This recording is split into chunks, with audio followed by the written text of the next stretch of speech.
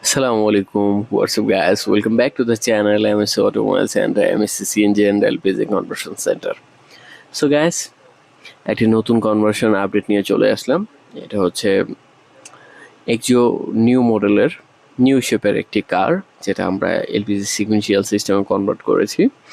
আর এখানে আমরা ব্যবহার করেছি গ্যাস ইটালি জিআই অ্যাডভান্স 7 জেনারেশনের প্রোডাক্ট। আর এই প্রোডাক্ট এতটাই অ্যাডভান্স যেটা হচ্ছে টয়োটা গাড়ির জন্য বর্তমানে কোনো তার কাটা লাগে না। কোনো তার কাটা ছাড়া একটা অল্টারনেটিভ ফুয়েল সিস্টেম ইনস্টল করা মানে এক কথায় দেখা যাচ্ছে অসাধারণ, অবিশ্বাস্য।